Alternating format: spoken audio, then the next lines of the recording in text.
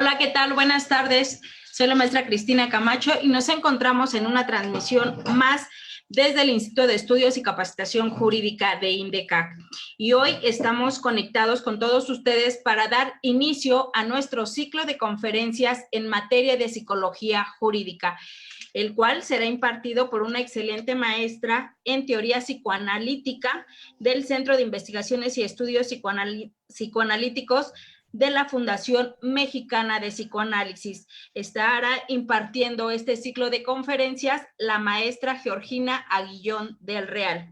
La maestra cuenta con diversos diplomados, entre los que me voy a permitir solamente leer una pequeña síntesis, como lo son diplomado en perfiles delincuenciales y criminológicos por el Instituto Nacional de Desarrollo Jurídico, también con un curso de elaboración de perfiles criminales en el Instituto de Formación Profesional de la Procuraduría General de Justicia de la hoy Ciudad de México. También cuenta con una formación como perito en psicología jurídica por el Instituto Nacional de Desarrollo Jurídico, un diplomado más en grafología impartido por Inés Emaus, cursado en la Asociación de Grafólogos y Psicólogos México-Alemania AC. También con un curso virtual de psicología forense especializada en niñas, niños y adolescentes, emitido por la Suprema Corte de Justicia de la Nación, con una duración de 80 horas. Esto es por cuanto a la formación de la maestra Georgina. Respecto a su experiencia laboral, la maestra, de enero del 2004 a la fecha, es psicóloga clínica con enfoque psicoanalítico de orientación freudiana y lacaniana en consultorio particular, atendiendo niños, adolescentes y adultos en el área de víctimas, victimarios, adicciones, problemas alimenticios, delitos sexuales, violencia familiar, entre otros. También se desempeña como perito independiente en psicología forense y psicología jurídica, interviniendo en casos ordinarios y relevantes en el ámbito del derecho civil y penal. Así como se desempeña de igual manera como perito independiente en psicología jurídica, interviniendo como asesora en psicología jurídica en el ámbito de las materias ya mencionadas, y también como perito independiente en materia de grafología forense, igual en diversas materias del ámbito jurídico.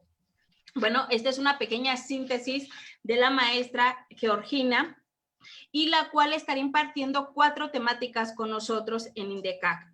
La primera de ellas, que es con la cual iniciamos el día de hoy, es metodología en la elaboración de peritajes en psicología forense. La siguiente sesión tendrá lugar el día 12 de septiembre, en donde nos hablará del análisis de casos de homicidas con enfoque psicoanalítico. Esa sesión será el próximo sábado 12 de septiembre de 10 a 12 de la mañana. La tercera sesión dentro de este ciclo de conferencias será el próximo 18 de septiembre en un horario de las 18:30 horas a las 20:30, y la temática será el psicoanálisis y su aplicación en el campo jurídico. Y cerrará este excelente curso de conferencias en materia de psicología jurídica el próximo 25 de septiembre, en donde nos hablará del tema abordaje psicológico en delitos sexuales de menores de edad. Como pueden ver, este ciclo de conferencias en materia de psicología jurídica está muy completo y será impartido por una excelente ponente, a la cual damos la bienvenida al Instituto de Estudios y Capacitación Jurídica de INDECAC. Rodrigo, buenas tardes. Hola, ¿qué tal? Muy buena tarde, mi querida amiga directora. Pues siempre con el placer precisamente de estar aquí en una transmisión más en Facebook Live, pero asimismo a todos los que están por medio de la plataforma de INDECAC, les agradecemos mucho que nos estén acompañando, y no sin antes hacerle mención, como bien lo acaba de decir la maestra directora, darle la bienvenida a la maestra Georgina precisamente, y le agradecemos por haber aceptado ser de la planta docente de INDECAC. Muy buena tarde a todas y a todos. Muchas gracias, maestro Rodrigo, maestra Cristina, por su amable presentación. El gusto es mío compartir con ustedes en el Instituto de Estudios y Capacitación Jurídica INDECAC. Para mí, en verdad que es un placer y un gusto estar con ustedes. Les agradezco mucho sus atenciones. Adelante, maestra. En este momento me gustaría que les indicara la temática a seguir durante su ponencia. Muy bien. Bueno, tenemos nosotros 2 horas de clase. La primera hora y media me gustaría manejar los temas en cuanto a una cuestión teórica. Si en algún momento dado pudiera haber alguna intervención de ustedes, yo se las haría partícipe, pero si no, entonces damos la hora y media para la exposición temática y la media hora al final para alguna pregunta o comentario, si les parece bien. Voy a compartir mi pantalla.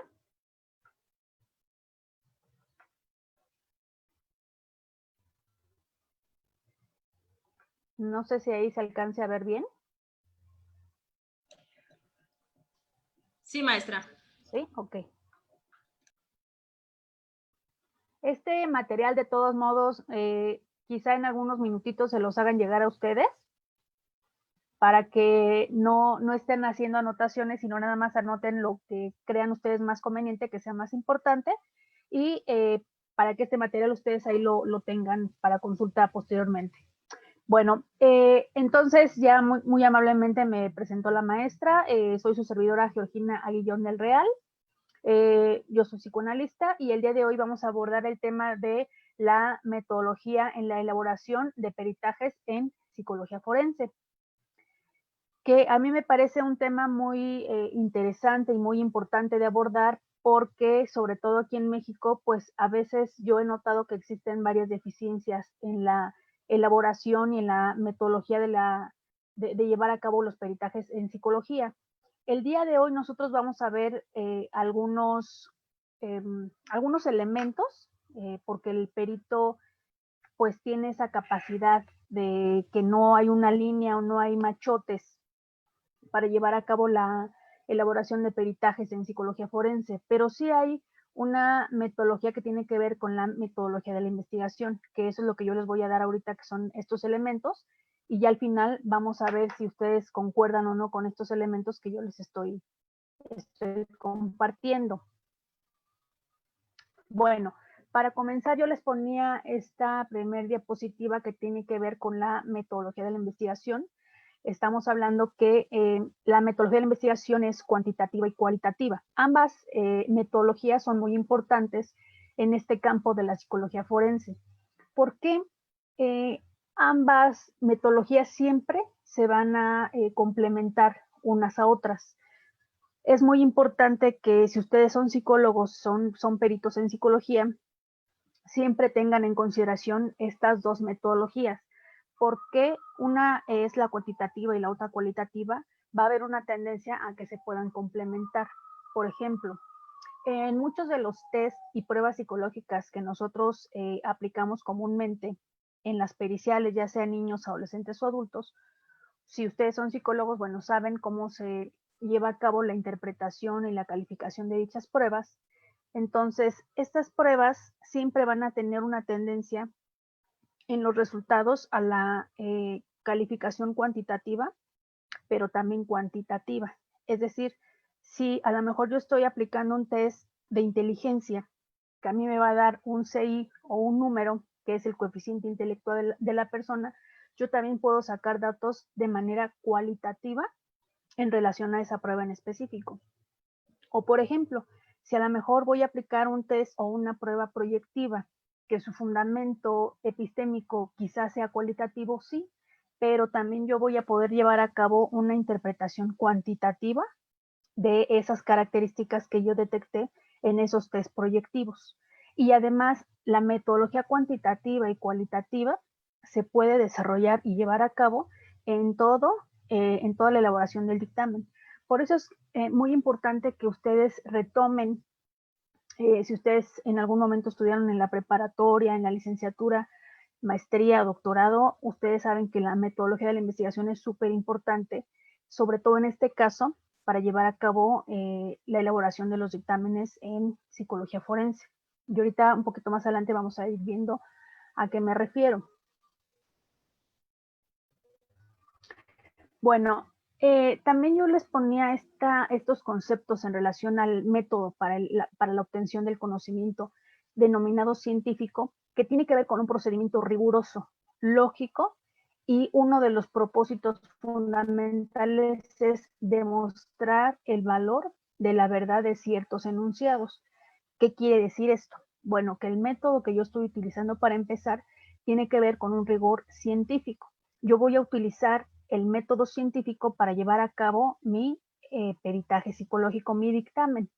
Debe de ser riguroso, sí, porque yo debo de tener entonces una metodología de la investigación que se va a diseñar por diferentes pasos que yo tengo que ir llevando a cabo para entonces de esa manera ir cumpliendo con esta metodología de la investigación. En cuanto a un orden lógico también, porque cada uno de los pasos tiene que tener un fundamento teórico y científico para que entonces yo lo pueda aplicar en específico en cada caso en particular. Porque ustedes saben que cuando nosotros estamos haciendo evaluaciones, ya sean niños, adolescentes o personas adultas, cada caso en particular tiene sus diferentes características. Es decir, yo no le puedo aplicar un test psicológico a un niño, que a un adolescente, que a un adulto, porque cada uno de ellos tiene características en específico en cuanto a datos, por ejemplo, de edad.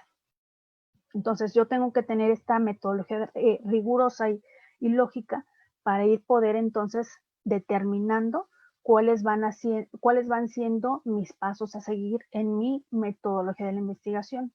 Y obviamente posteriormente el propósito es demostrar ese valor que yo estoy llevando a cabo con la metodología en relación a los enunciados que a mí me están preguntando y me están cuestionando, que ahorita vamos a ver cuáles son.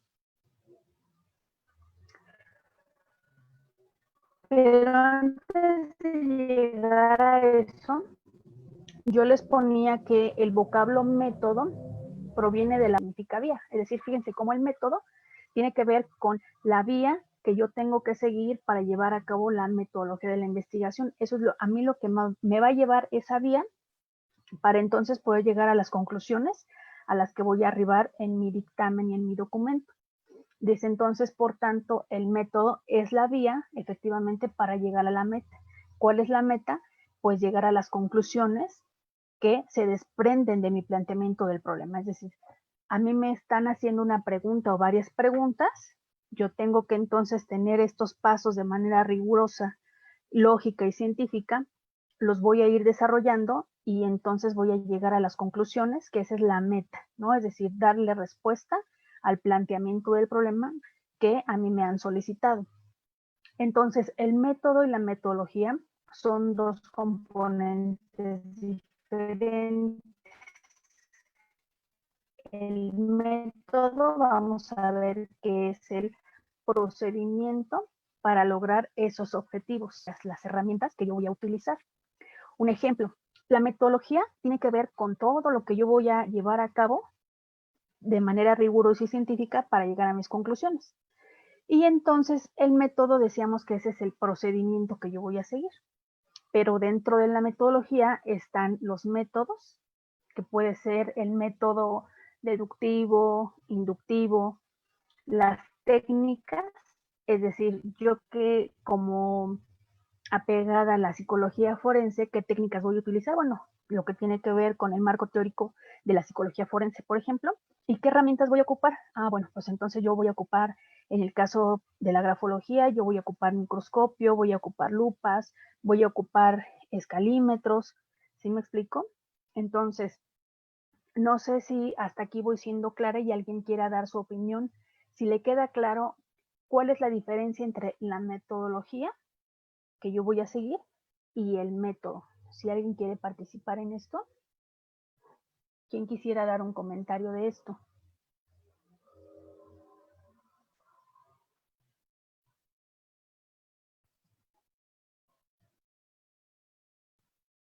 O no sé si quieran hacerlo por medio del chat, si no lo quieren hacer de viva voz, igual quieren hacer la pregunta por medio del chat, adelante.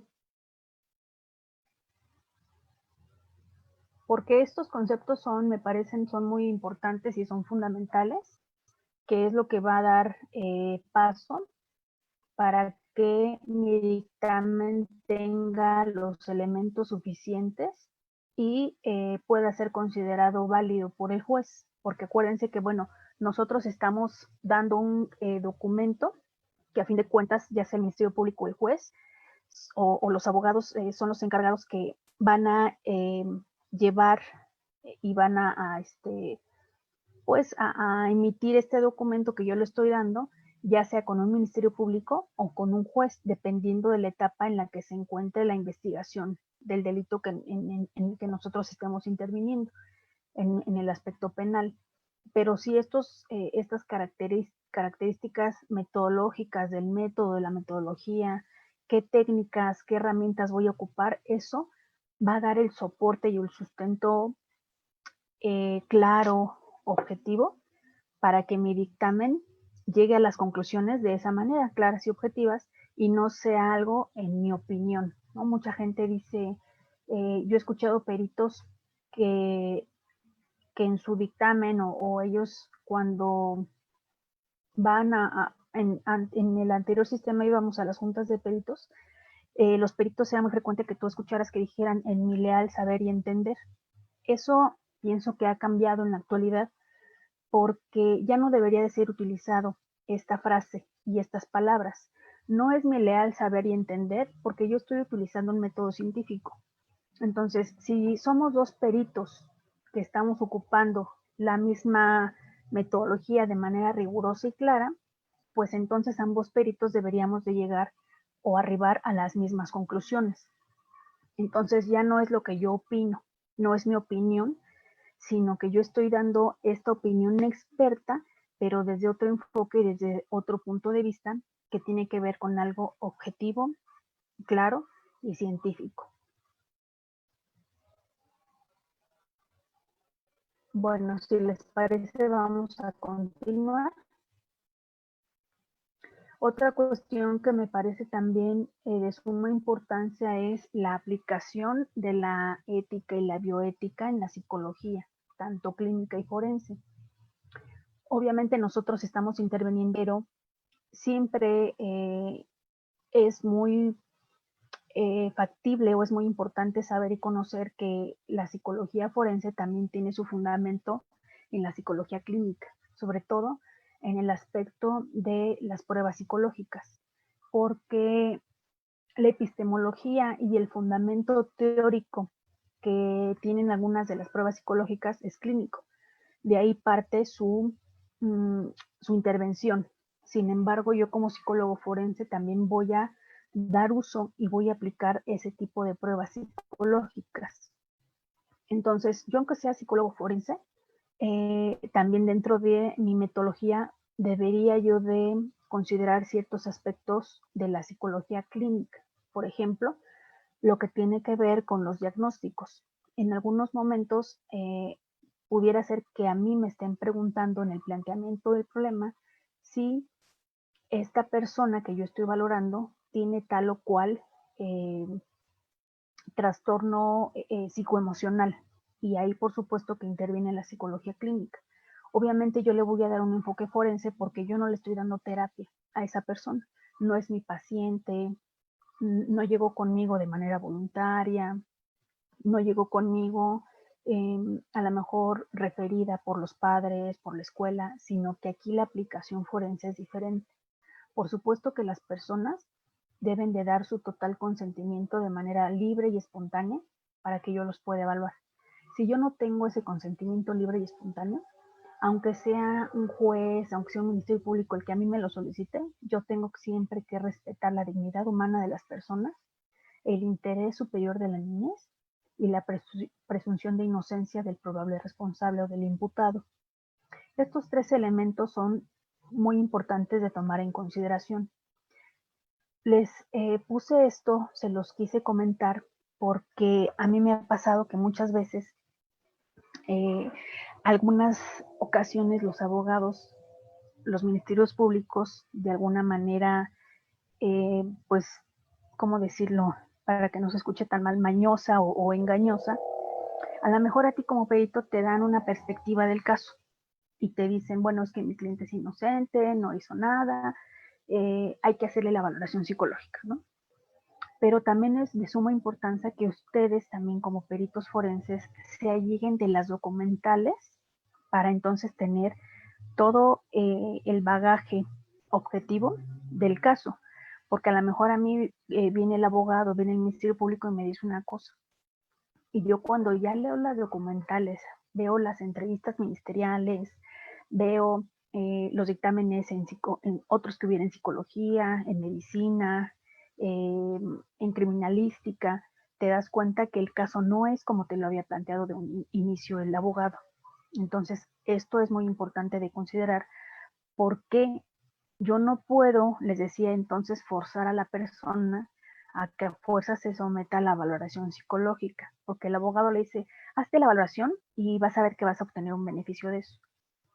Pues no necesariamente, porque yo no sé cuál va a ser el resultado de esa evaluación. Entonces, mi obligación cuando yo intervengo, aplicando la ética y la bioética, es, yo voy a hacer la valoración, pero yo te voy a dar el resultado como salga esa valoración, porque yo no puedo falsear las declaraciones o yo no puedo decirle a la persona cómo haga los dibujos, cómo haga las pruebas, porque eso es de manera libre y espontánea.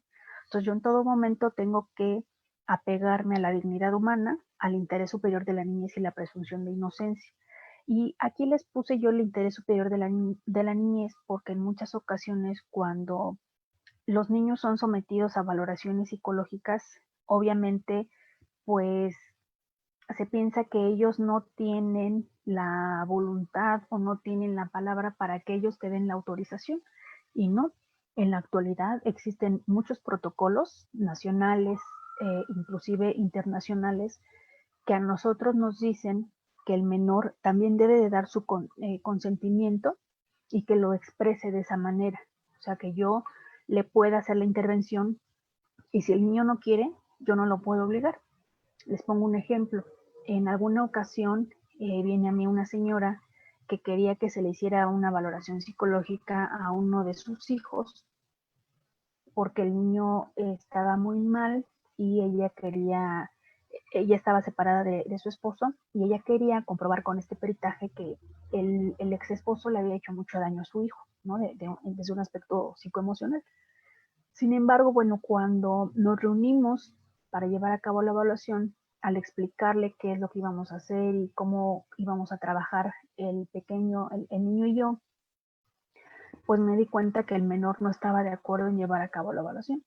Estaba renuente, no pone atención, en fin, no quería llevar a cabo la valoración. Yo detuve el inicio de la evaluación y se lo expliqué a la madre. Yo le expliqué que no podíamos llevar a cabo de esa manera la evaluación porque iba a ser contraproducente hacia el niño, ¿no? Es decir, yo tengo que apegarme al interés superior del menor para también no revictimizarlo y que con mi evaluación el niño tenga una cuestión perjudicial en su aspecto psicoemocional, que eso se puede provocar por llevar a cabo valoraciones, entrevistas, una serie de situaciones que pasa el menor en un proceso jurídico legal. Entonces, en todo momento hay que pegarnos a cuestiones éticas y bioéticas. Eso es muy, muy importante. Y bueno, aquí yo les pongo la Declaración Universal sobre Bioética y Derechos Humanos, que se publicó en la UNESCO el 19 de octubre del 2005, porque aquí nos reitera esto que yo ya les había comentado, en relación en su artículo tercero, nos habla de la dignidad humana y los derechos humanos. Y en su artículo sexto nos habla del consentimiento, que esto es súper importante y fundamental de tomar en cuenta porque el consentimiento dice que en toda intervención preventiva, diagnóstica y terapéutica, solo habrá de llevarse a cabo previo consentimiento libre e informado de la persona interesada basado en la información adecuada. ¿Qué quiere decir esto? Bueno, si yo me apego a la dignidad humana y a los derechos humanos, yo tengo que estar pendiente y estar eh, preocupada por cómo se siente esta persona al momento de llevar a cabo la evaluación psicológica. Si una persona, ya sea niño, adolescente o adulto, a mí no me da su consentimiento, el consentimiento tiene que ser un documento que la persona tiene que firmar, ya sea niño, adolescente o adulto, no importa la edad. El niño también tiene que poner su huellita, tiene que, si ya sabe firmar, ponerle ahí que está de acuerdo. en que va a llevar a cabo esta evaluación psicológica forense. Y entonces este documento va a formar parte de mi metodología de la investigación, porque aquí yo estoy comenzando a llevar a cabo la propia investigación de la psicología, pero la persona me tiene que dar a mí la anuencia de que sí se quiere someter a dicha evaluación. ¿Por qué? Porque además también otra cosa muy importante y relevante es que en el consentimiento informado, que así se llama, el consentimiento informado tiene que explicarle a la persona qué es lo que vamos a hacer, cómo lo vamos a hacer, cuánto tiempo aproximadamente nos vamos a tardar, para qué sirve la información que esa persona me está dando y además que la persona sepa que la información que a mí me está proporcionando no necesariamente va a ser de manera confidencial, sobre todo cuando estamos hablando de probables responsables o de imputados. La información que esa persona me dé no necesariamente va a ser confidencial. ¿Por qué? Porque está sometida a una investigación jurídica. Esto es diferente cuando son víctimas. Cuando son menores y cuando son víctimas, la información se maneja de manera diferente por los derechos humanos y la dignidad humana. Y entonces este documento tan importante, yo no puedo intervenir, yo no puedo iniciar una evaluación psicológica si yo no tengo firmado ese papel. Si la persona a mí no me lo quiere firmar, entonces yo no puedo iniciar con la evaluación de ninguna manera, porque yo he visto casos en donde el perito o la perito no les explican a las personas que serán sometidas a la evaluación qué va a pasar, cómo lo van a hacer, y la persona pues es sometida a la evaluación sin conocer qué es lo que van a hacer. Como la persona no sabe que existe este consentimiento informado, bueno, acepta, ¿no? De alguna forma el someterse a la evaluación, pero el perito no refiere en ninguna parte de su dictamen que la persona haya firmado el consentimiento informado. Y si esto hacemos una analogía con la medicina, si ustedes en algún momento han ido con un médico, inclusive a algunos laboratorios, dependiendo del tipo de intervención que nos hagan, te solicitan firmar un documento. Cuando ustedes van a ingresar a una cirugía, les dicen firma el documento del consentimiento informado donde dice qué les van a hacer, por qué se los van a hacer, el tratamiento, etcétera. Ahí les explican de manera general qué es lo que va a suceder. Si no está firmado ese consentimiento, entonces el médico dice, no, mejor yo no me meto en problemas, usted me está diciendo que no se quiere someter a la operación, también fírmeme de que aquí usted me está diciendo que no me da esa autorización.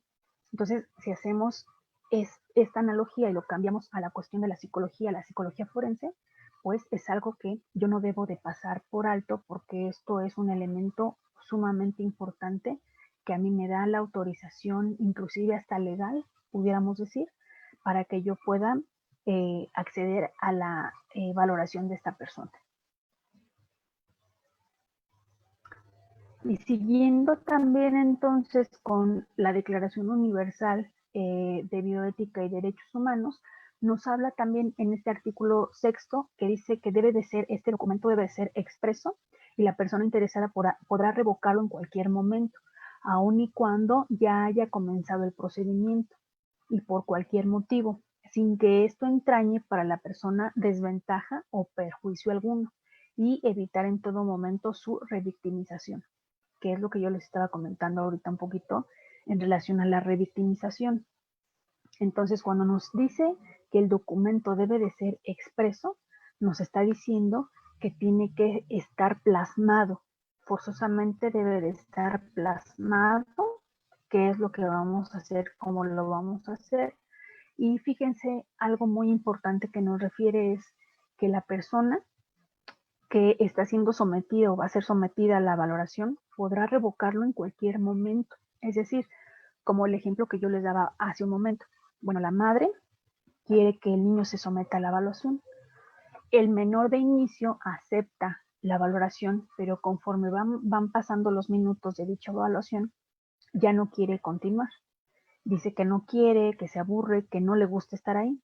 Entonces yo no lo puedo obligar a continuar con la evaluación porque entonces yo estaría revictimizando al niño y le estaría ocasionando posiblemente un daño psicoemocional. Entonces, eso a mí me podría traer una consecuencia, inclusive hasta legal, porque nosotros como peritos debemos de ser muy cuidadosos cuando hacemos las intervenciones, porque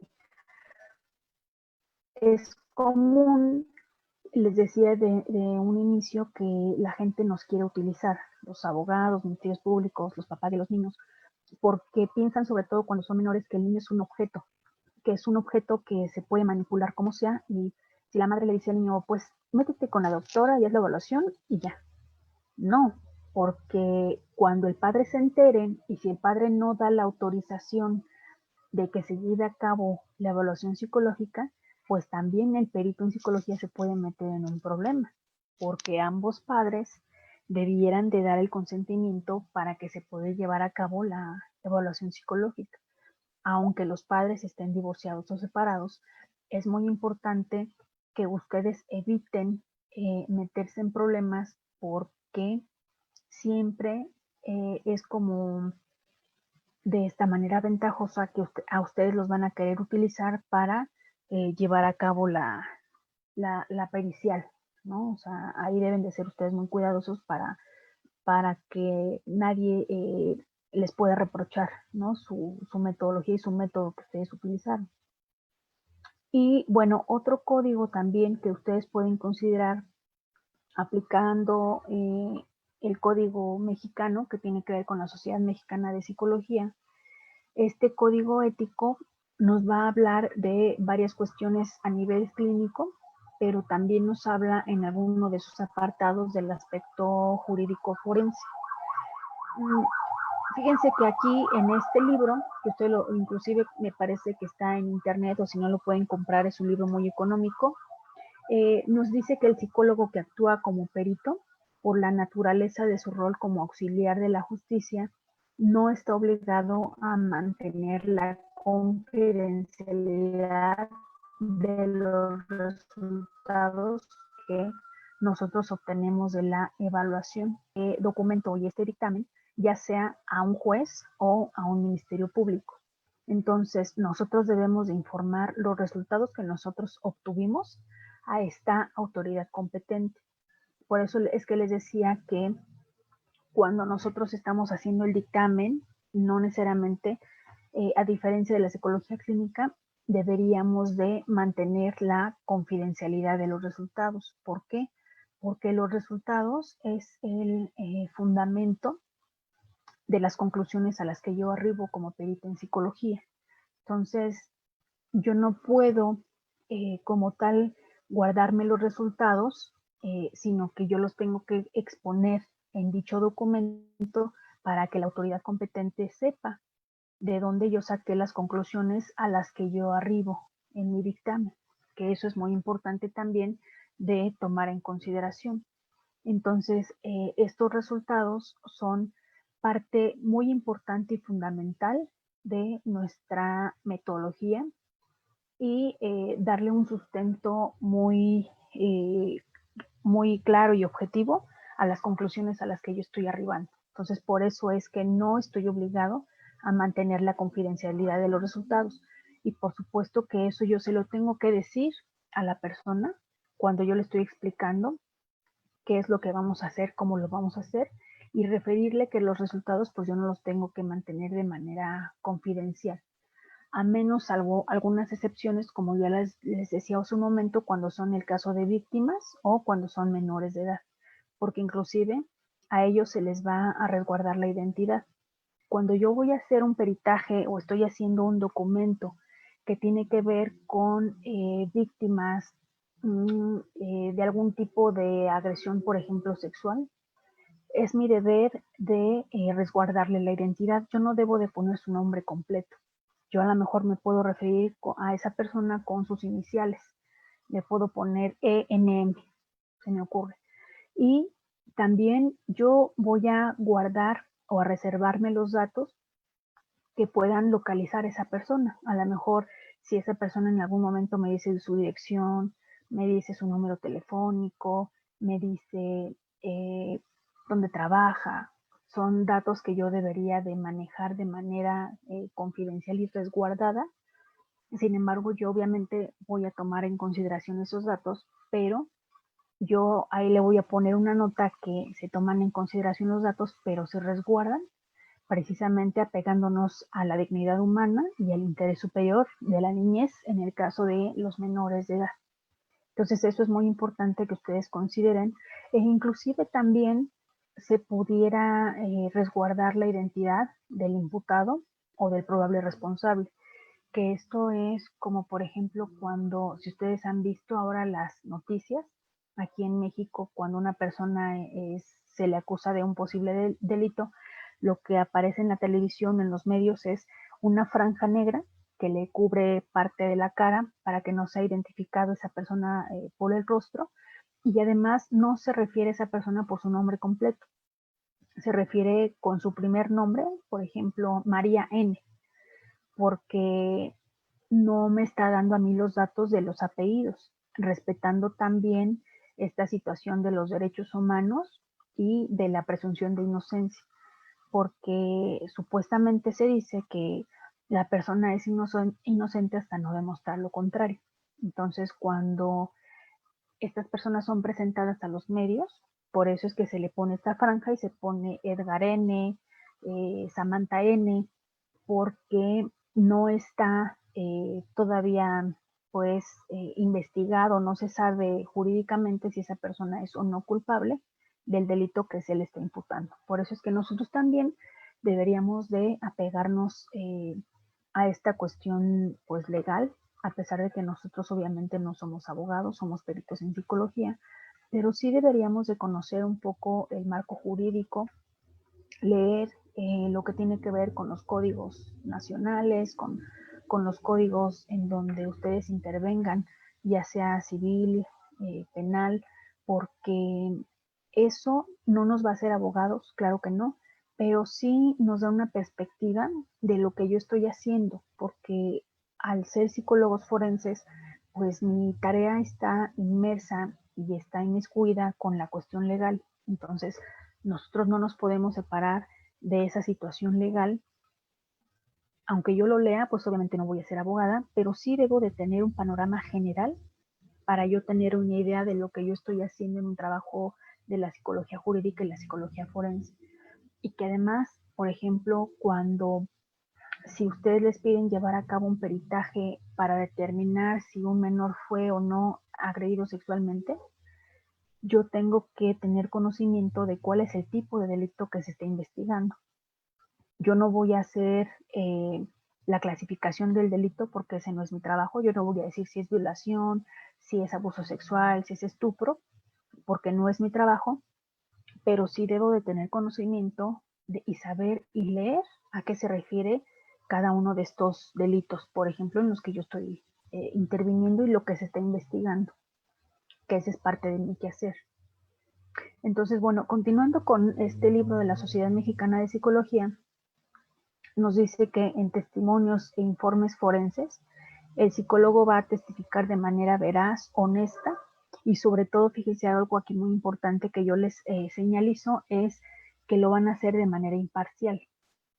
Esto de hacerlo de manera imparcial me parece que es muy importante porque independientemente de a ustedes quien nos contrate, ya sea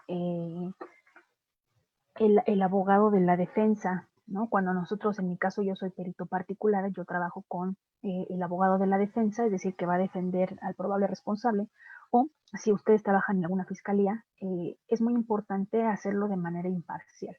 No porque a mí me pague la fiscalía, yo voy a decir que todas las personas que llegan ahí son víctimas o que todas las personas que llegan ahí son probables responsables, ¿no?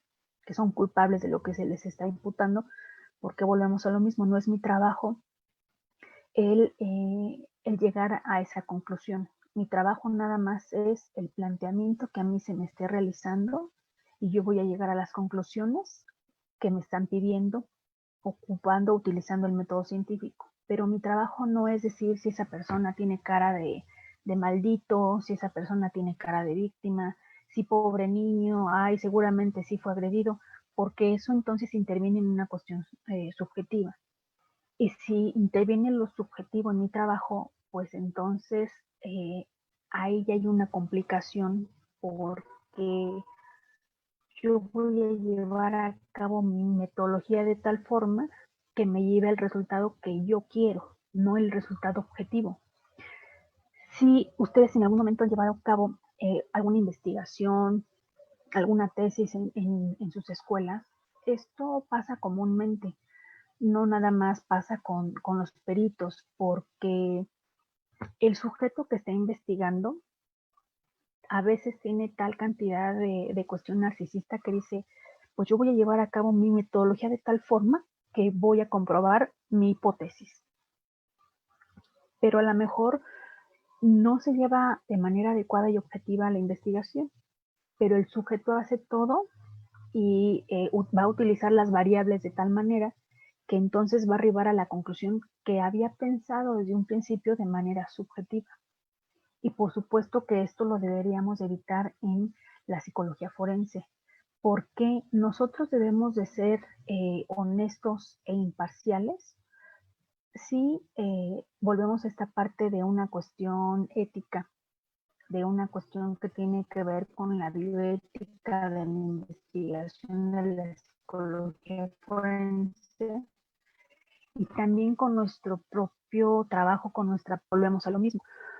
Ustedes, no porque venga una persona llorando quiera decir que es víctima, ¿no? O no porque yo he escuchado, se los digo así, yo he escuchado mujeres, ministerios públicos que dicen, es que tiene cara de violador, tiene cara de maldito.